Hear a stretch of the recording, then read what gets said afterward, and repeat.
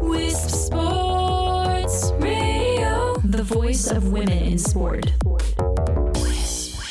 This is Season 1, Episode 19 of Hockey Talk on Wisp Sports. I'm Shannon Miller, and at Wisp Sports, we believe women in sport deserve equal coverage.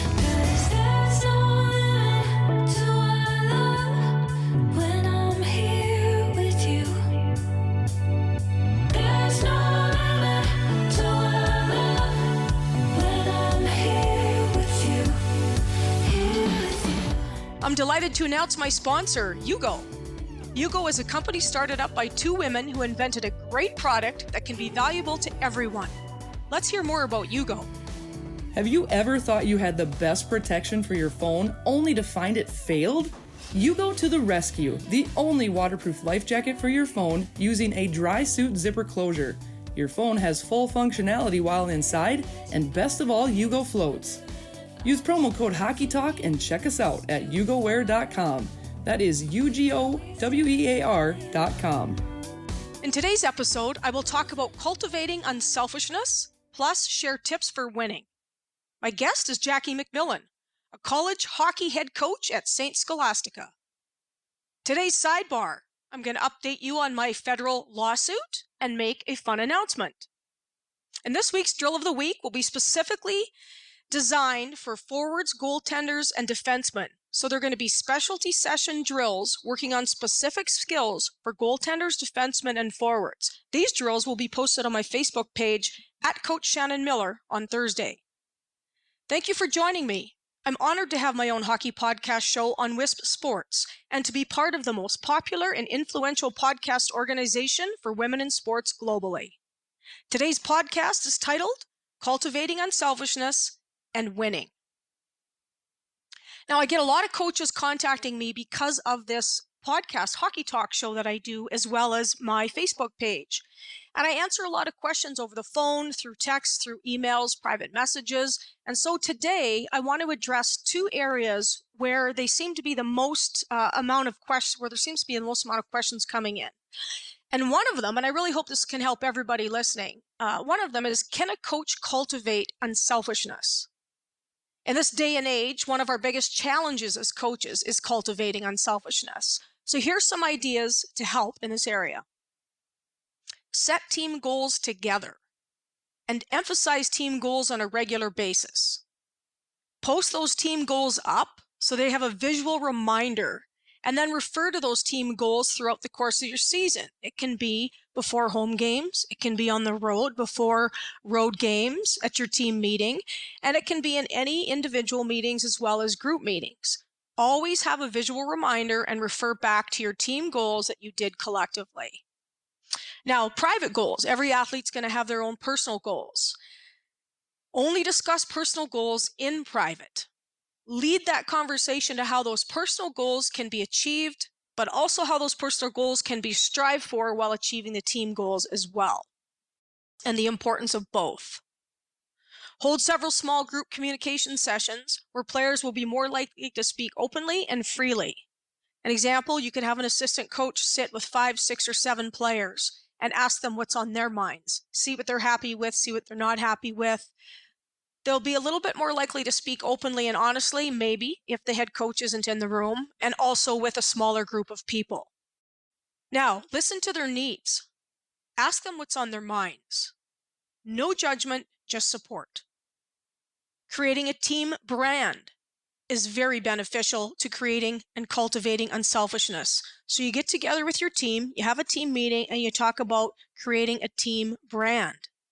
You do this with guidance from the coaches, but the players decide who they want to be as a team, who they want to become together, how they want to be viewed by the outside world.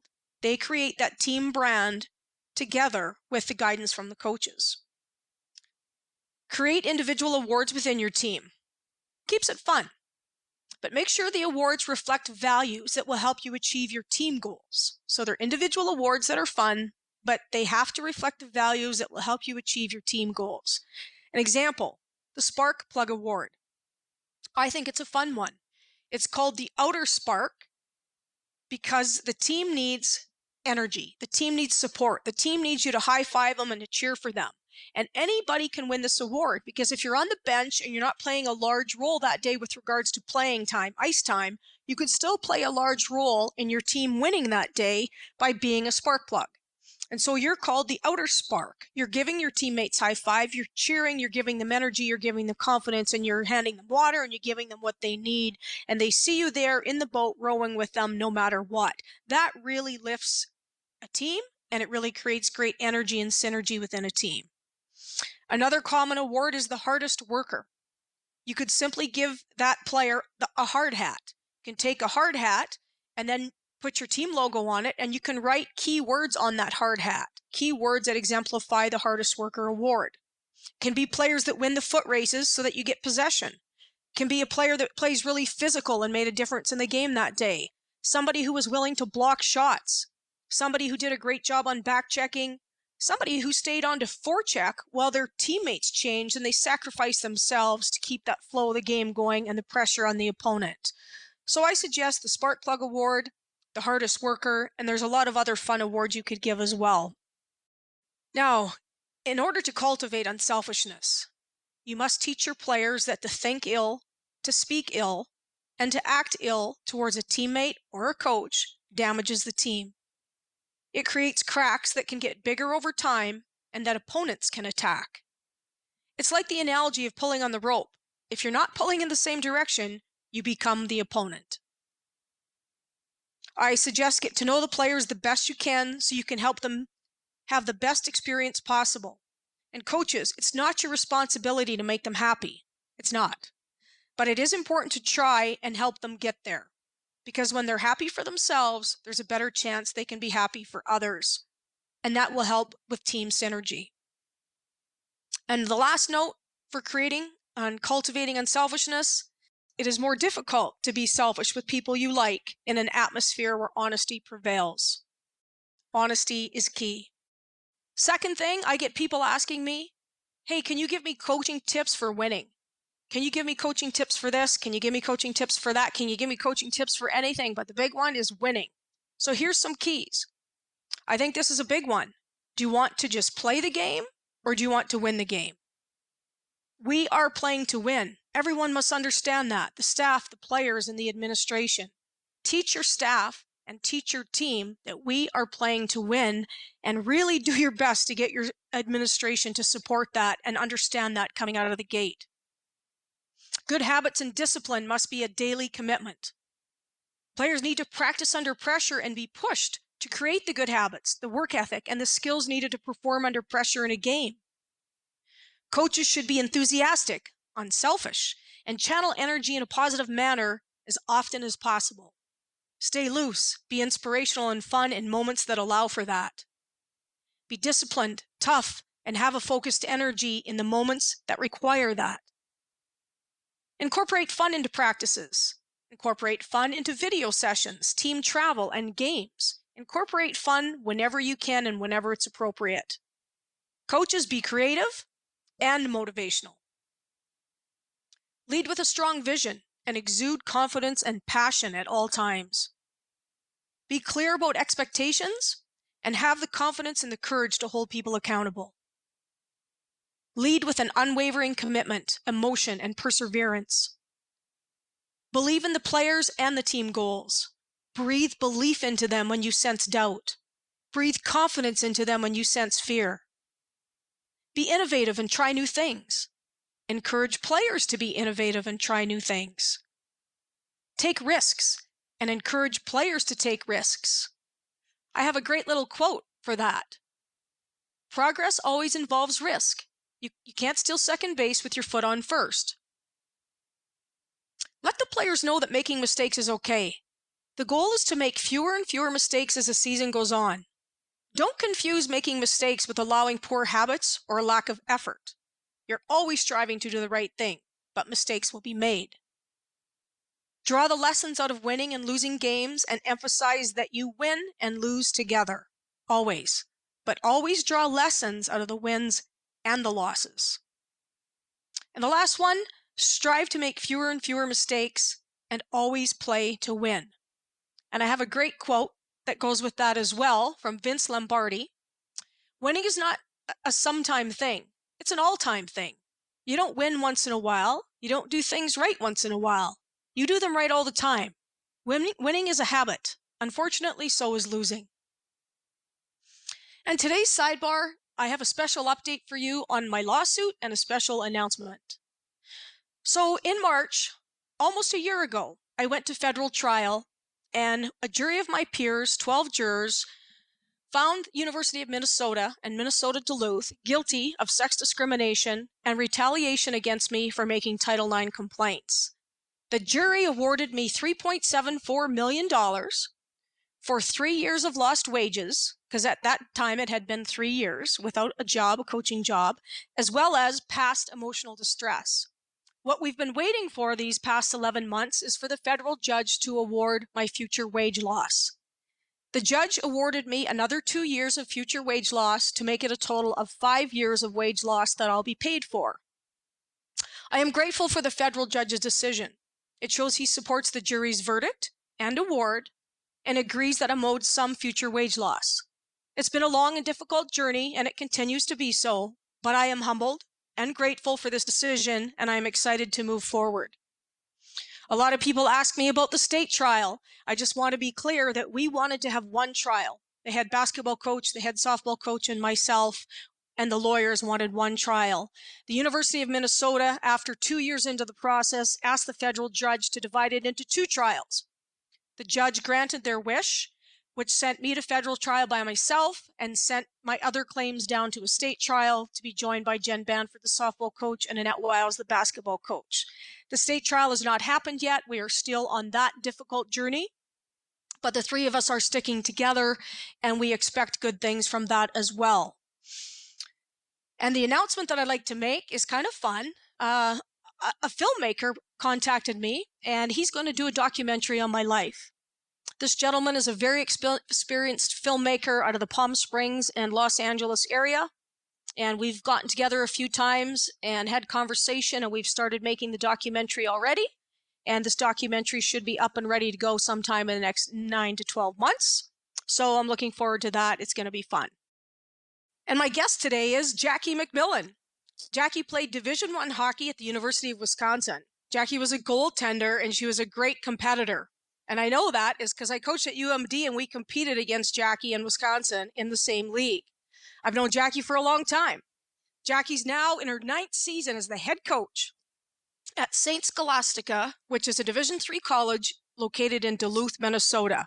So like I said, Jackie and I have known each other for a long time. She's a great competitor, and I'm pleased to welcome Jackie MacMillan to my show today, Hockey Talk. Welcome, Jackie. Shannon, thanks for having me. I really appreciate you having me on the show. You've had quite the guest list, and I really appreciate you having me on the show. Oh, you're very welcome. So, Jackie, how many Division III teams are there nationally, and how is your season going this year?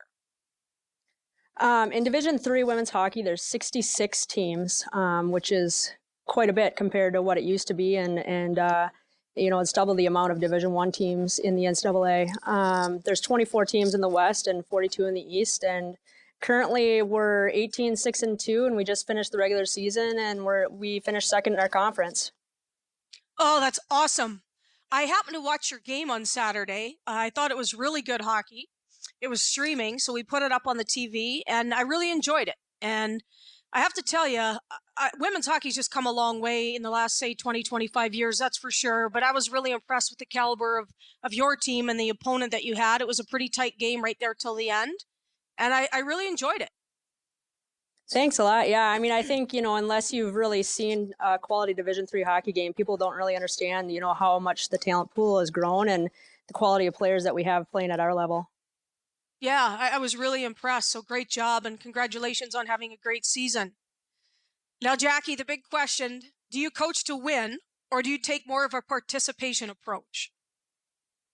Well, I mean, I know you coached against me, Shannon, and, I wasn't the greatest goalie in the world, but what made me okay was that I competed. And so for me, I coach to win 100%. I've always felt that at the NCAA collegiate level, we're here to be competitive. And really, it's our job to help mold and develop these young women into understanding that when you become an adult and get a job in the real world, you earn things based on your work ethic and performance. And employers don't want to hire people that lack work ethic, and they're looking to hire the best in their field. I once saw an interview with Nick Saban from Alabama, and he was talking about different roles in society, and he made reference to whatever job he held.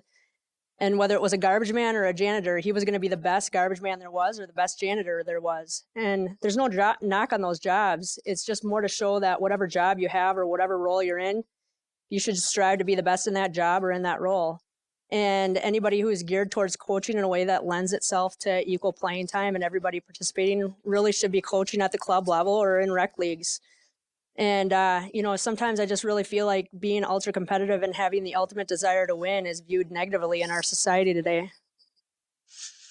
Well, it certainly is for women, that's for sure, Jackie, and certainly not in all instances, but for many. And I've had that experience myself. And the more coaches I talk to, the more I realize how prevalent of an experience that is for female coaches, and not even just in the United States or in Canada, but also in Europe, that, the men are revered because they are competitive and they're intense and they're about winning, and women, sometimes it's frowned upon. So you've had that experience yourself? Yeah, absolutely. I mean, you see it every day in our world, in the athletic world for sure, especially as women. And, I think we have to, be able to be people, and no matter who you are, male or female, you should be all treated the same way. Yeah, absolutely. And I agree that at the level, whether it's Division III or Division I, you should be coaching to win. You should be playing to win. I'm not going to comment on club hockey or minor hockey. But certainly at our level, and I agree with you, there's no difference between Division I and Division III. They're both respectable positions and teams, and it's very, very competitive. And you're having a great season, like I said, so congrats. Now, Jackie, a little bit more personal about you as a coach. Are you a motivational coach, a creative coach, both? And share some examples with us.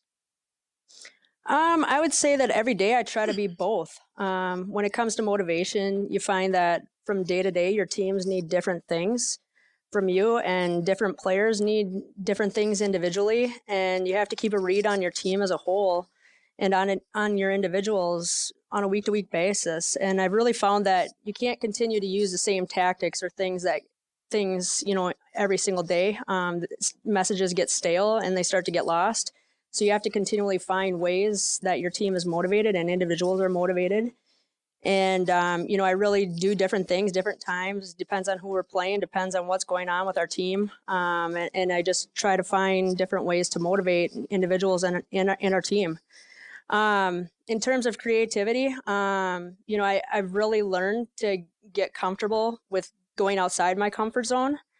Just last year, had a conversation with you. Actually, I was looking at, making a change into the way, we were playing as a team, and, was very unfamiliar with, playing, a different style of hockey other than, a 1-2-2 forecheck basic hockey, attacking the net, 2-on-1 rushes, things like that. But, really learning a different style of hockey and teaching the players to be creative and taking some of the things that you had talked with me about and, kind of implementing it with the personnel that we had and kind of creating it to be, a style that was, similar to my own and what I wanted to be doing with them. And, it was different than everything that I've been doing for the past 7 years. And it was uncomfortable because I was going away from everything that I had been taught and trying something new that I was still learning. And, this fall, 3 weeks into our season, I had a freshman come into my office and she said to me, "I'm having a lot of fun. It isn't vanilla hockey anymore and I'm loving it." And when she said that to me, it really, spoke to me and it really made me feel like I was doing something right. Isn't that awesome? I love it.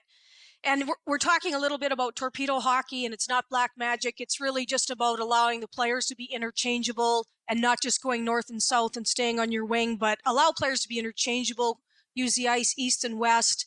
And it just opens up the game. It makes it more fun. And Jackie, the letters and stuff that I've received from players that have played for me over the years, I've gotten the most letters saying, "Hey, coach, I loved playing the torpedo. I learned so much. It made me a better player, and that's the most fun I've ever had playing hockey." So congratulations to you for having the courage to step outside the box, try something new, and give your players a bit of a fresh air experience. Great job. Are you loving it too? I am loving it. I mean, I'm picking up on new things every single day, and it's a lot of fun. I think, it's a lot of fun for people to watch our team. People have commented on it, and, our players are really loving it. Good. That's awesome. So, Jackie, when we coach to win, we obviously have to have high expectations and accountability for ourselves and for everyone. How do you lay out the high expectations to your staff and your players? And can you share some examples of how you've had to maybe hold people accountable?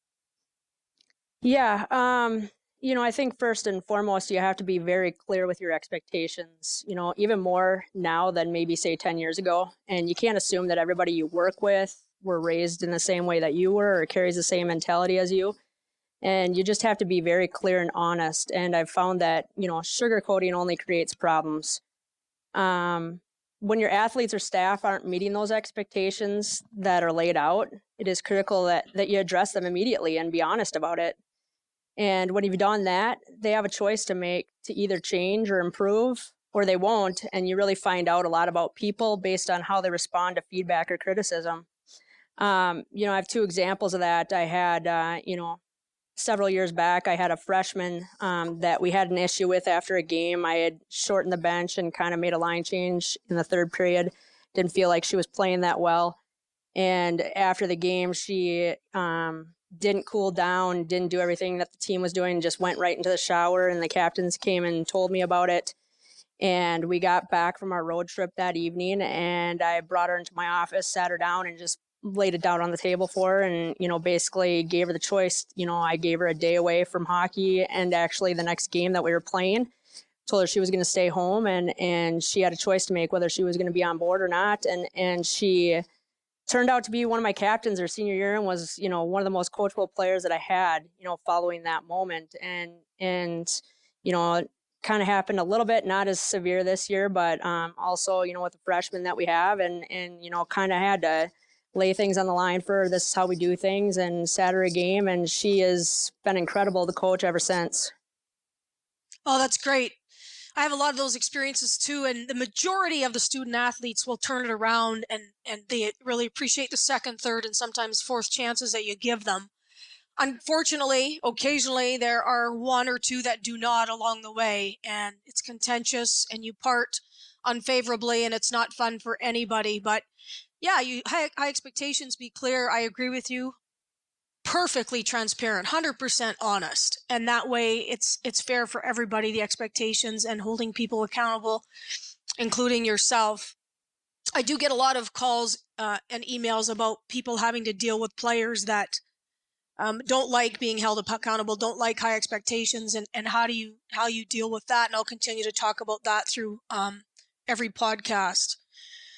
So while you're striving for excellence and you're doing your best to win, how do you go about making sure your staff and players know that you care about them as well?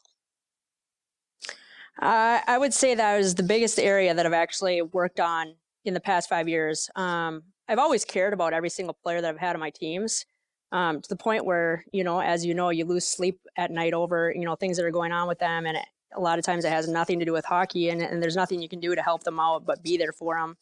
And I wasn't great at letting them see how much I truly did care. And so I've really learned the importance of letting my guard down a little bit with them and letting them see the human side of me. Certain things that you go through personally that really affect you, and also things that you see them go through, and you can't necessarily, like I said, take it away for them or do anything to make it better, but recognizing that it's there really goes a long way with them. Yeah, it really does. And again, the majority will really embrace the fact that you do care about them because you're being transparent and very caring and loving and supportive and everything that we do as coaches. And caring about them sometimes requires tough love. And that's part of caring about a player or a team or a staff member. And it's all encompassing. But I think it is important to let your guard down and show them that you're human. I think it's really important to show them how much you care about them if you really, truly want to reach in, touch them, and help them become the best they can be. Sometimes that takes years of coaching experience to get to that point, but you're certainly there, as am I. So, Jackie, I feel loyalty is extremely important on a coaching staff. I've mostly had excellent good fortune in that area, but there have been times I've had loyalty issues. How important is loyalty to you? And have you dealt with a staff member that has not been loyal? Yeah, absolutely. I've learned the hard way that it is the most valuable trait to look for and have in an assistant or any staff member, really anybody that is involved in your program, whether it be an administrative person, coach, equipment manager. As the head coach, you're responsible for overseeing all aspects of your team or program. And when you don't have loyalty or the ability to trust somebody that you work closely with, you start operating in a different manner and lose the ability to perform at your best and be the best you can be for your team.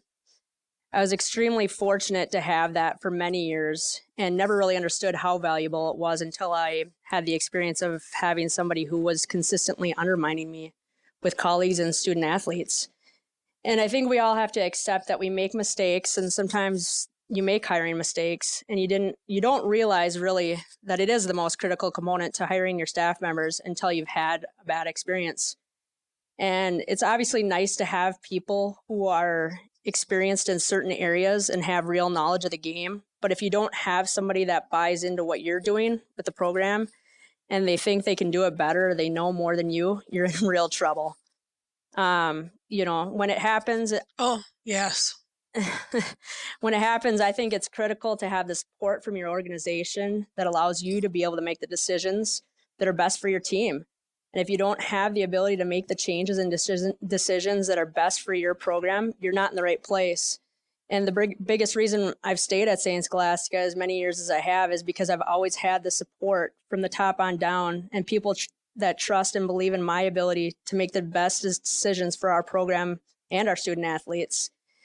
And, sometimes, you make decisions that create reactions from unhappy athletes or parents. And, I've learned, like I said, in recent years by seeing things that go on in other places, that being in a place that supports you and believes in you is more important than getting paid more or moving up to a higher level as a coach. No question. And it's great that you know that only 9 years into being a head coach. That's fantastic. I've had quite the experience being in Duluth, watching, everything that's gone on with you. Okay, up close and personal. Good point. The difference of having a supportive administration or not. Yes, thank you for that. So, Jackie, a good attitude and acceptance of roles is very important for players. How do you handle players that don't have a good attitude, won't accept their role, and do you find that it's most often because of playing time?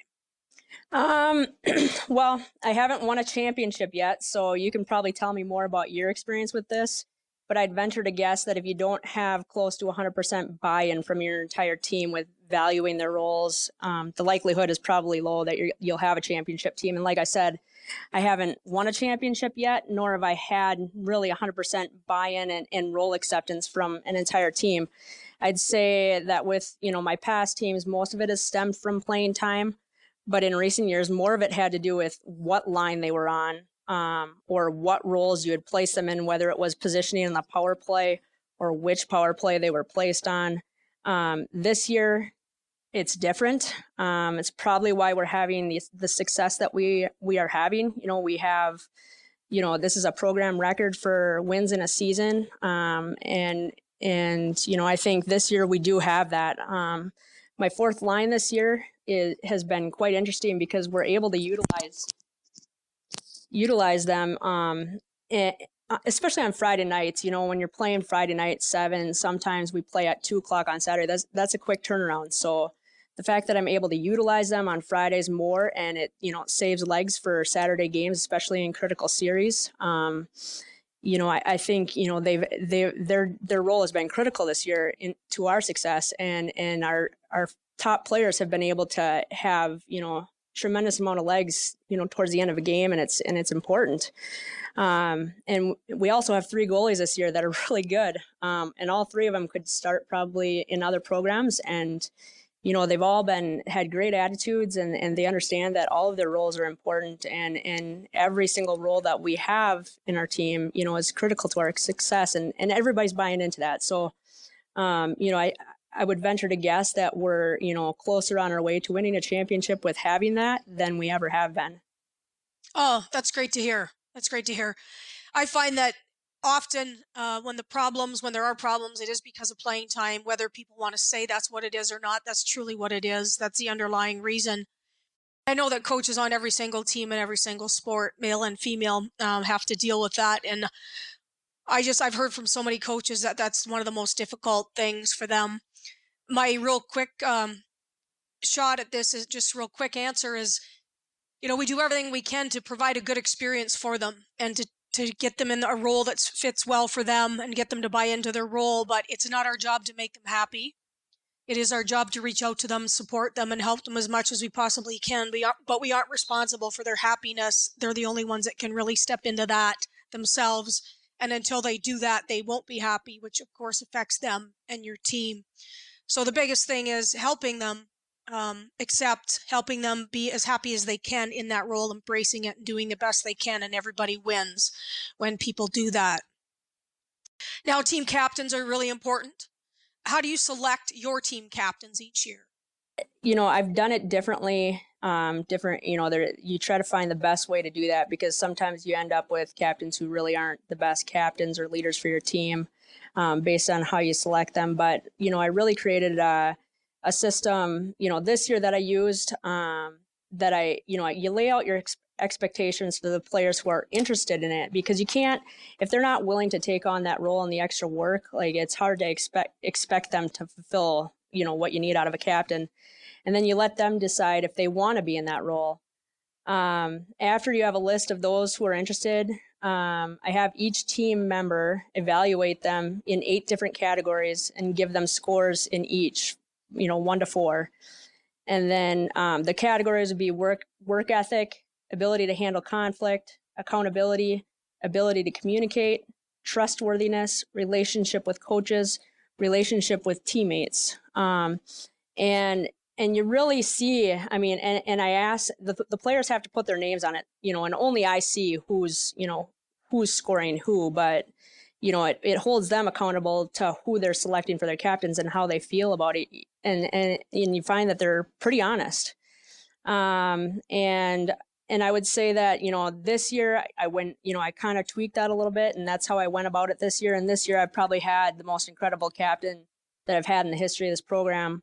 And she's done an amazing job with holding her teammates accountable, holding herself accountable. And, not a lot of people know that we have 10 freshmen and only 2 seniors.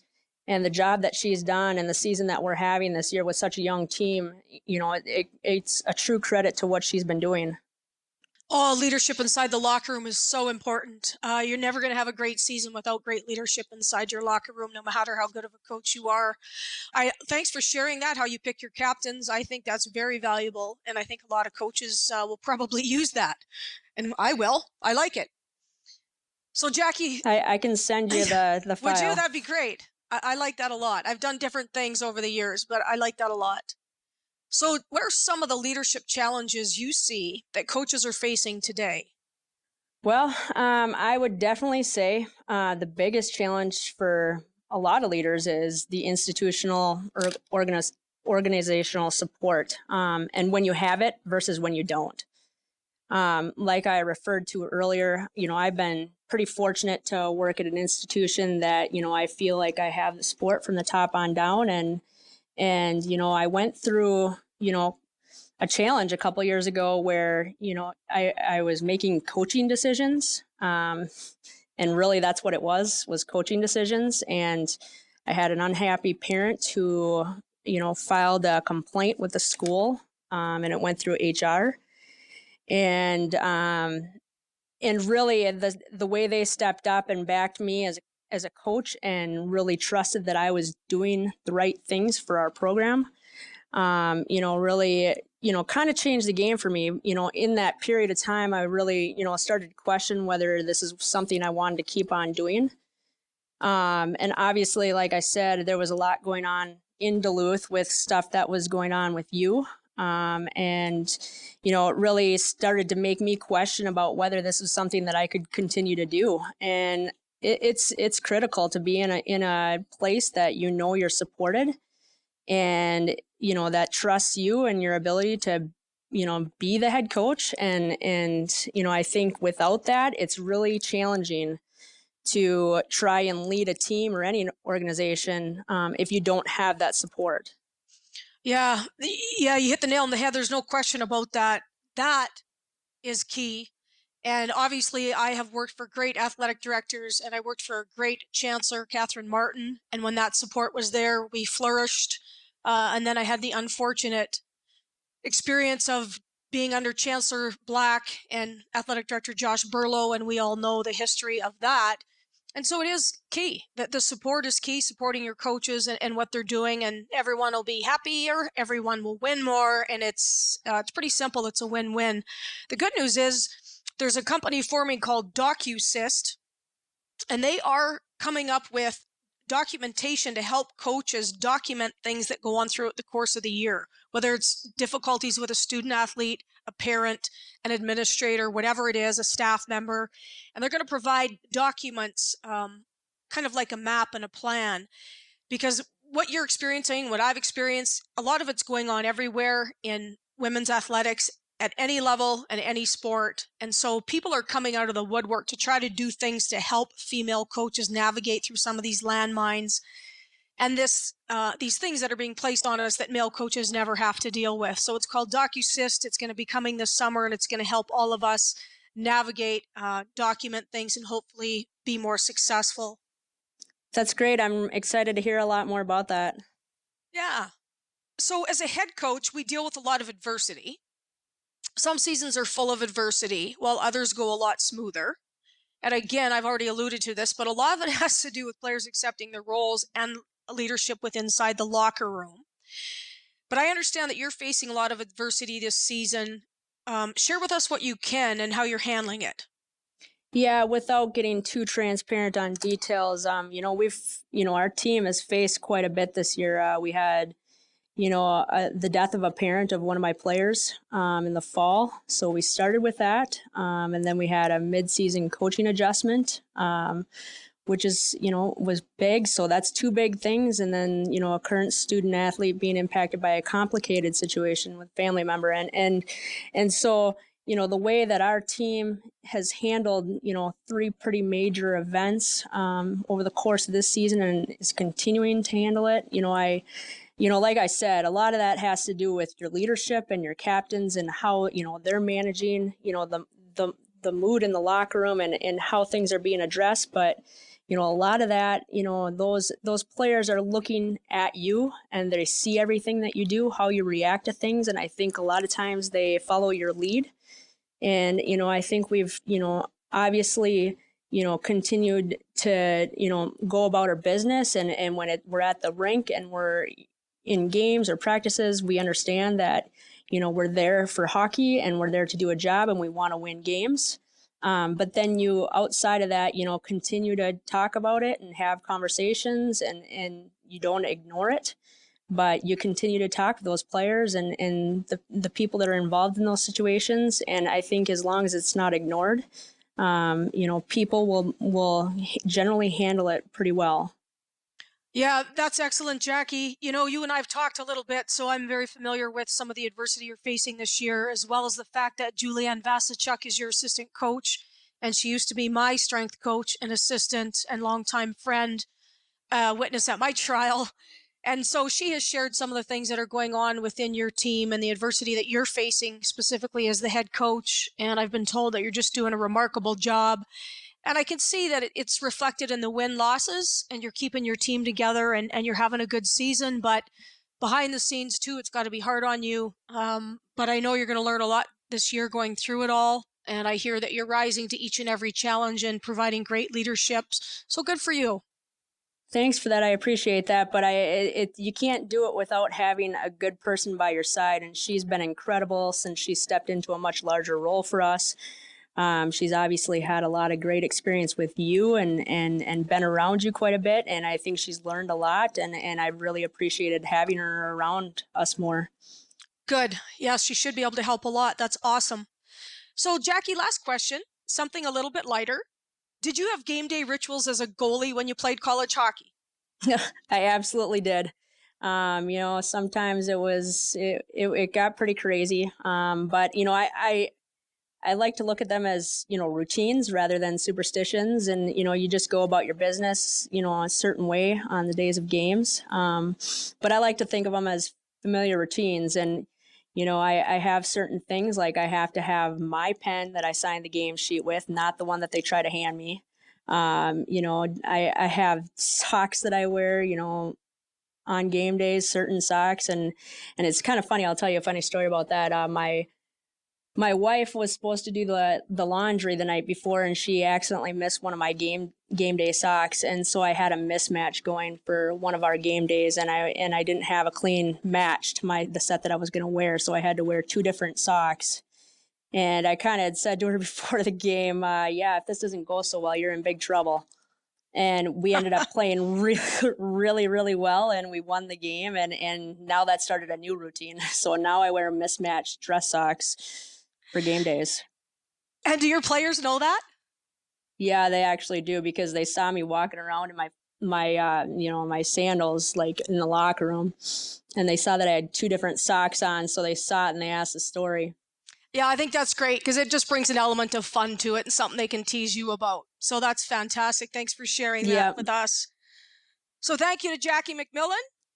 Thanks a lot, Shannon. I really have appreciated it. I mean, one of the things about coming to Duluth, 10 years ago when I was, given the opportunity to start this program was, I knew it was going to be a big hit because of, the program that you had and the program and the culture that you had created at UMD. And I knew it was going to be easy for me to recruit players because of what you were doing there. And I really enjoyed, in those first years watching your teams play, and I picked up on a lot of stuff. And I just want to say that, I've been missing having you around here to watch your teams play. Oh, thank you, Jackie. I really appreciate that. That's a very humbling comment. I'm very grateful for that. And I appreciate you a lot. Thanks for being a guest, and take care and good luck. Good luck down the home stretch. Thanks, Shannon. Conversations from the world of women's sports. This is Wisp Sports Radio. Thank you to my guest, Jackie MacMillan. Thanks for listening, and enjoy the game. Follow and comment on social media. Twitter is @Wisp Sports. My Twitter is @Miller12Shannon. My Facebook and Instagram is @Coach Shannon Miller. My website is CoachShannonMiller.com.